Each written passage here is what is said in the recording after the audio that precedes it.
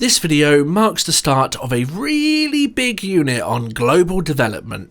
But before we get into the nitty-gritty of this topic, let's start with a bit of a look at what development actually is. What is this?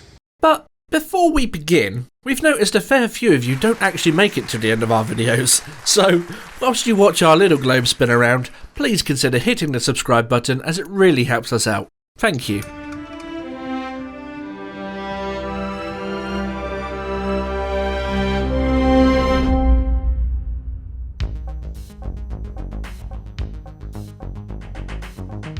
In geography, development means how much progress a part of the world, usually a country, and its people have made.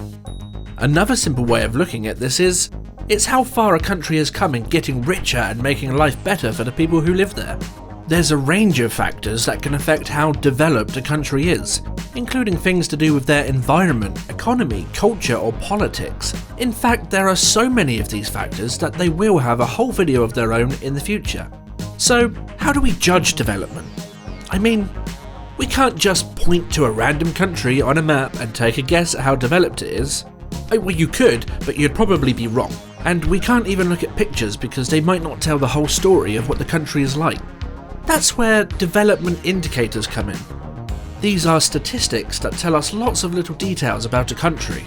These indicators are such a big deal that they will actually have multiple videos covering them in the future.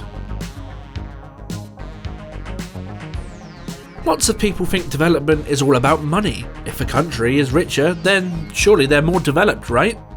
Well, often yes, but that's not always true. There are many countries around the world where people have less money but still have a good standard of living. And on the flip side, there are places where people have more money but a lower standard of living. This is why we sometimes hear the phrases social development and economic development. Social development focuses on people's standard of living and their quality of life. Economic development focuses more on wealth, money, and jobs. Social and economic development are of course very closely linked to each other because having more wealth usually means being able to access a better standard of living. But there are always some differences between the two. There are a few little extra things that you should think about when learning about differing levels of development around the world. Firstly, there's the problem of labelling a whole country as being at a specific stage of development. For example, if we say a country like Germany is highly developed, does that mean the entire country fits that description perfectly? No. Even the most developed countries on Earth still have people living in poverty. And the poorest countries still have people who are extremely wealthy. Another thing that you should be aware of is that development doesn't always have to be in a positive direction. Thankfully, it's rare, but some countries do experience negative development, where the country becomes less developed over time.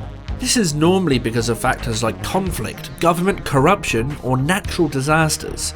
Finally, be aware of time when studying this topic. Development can happen in some countries at quite a rapid pace, so maps and books and statistics can become outdated very quickly. If you're learning about development in any way, even from our videos, always check for the most up-to-date information. Speaking of being up-to-date, it also pays to get any stereotypes you have about the world out of your head now. For example, when most people think of Ethiopia, they think of poverty and famine. Scenes like this. Those things still affect many countries in the same way, including Ethiopia, but this is Addis Ababa, Ethiopia's capital city. Not what you expected, right? The moral of the story is this. Don't assume too much about a country's development and what it might be like there. The world is full of little facts that might surprise you and challenge what you think you already knew. That's all for this video, and thank you as always for tuning in. If you did make it this far, you're about to hear me repeat myself. Please consider liking and subscribing as it really helps us grow the channel and bring you more content in the future. And as always, hit the little bell dingy to be notified when we do upload a new video. You've been listening to The Mountain Man and watching the work of Michael Deluxe. And remember, keep it simple.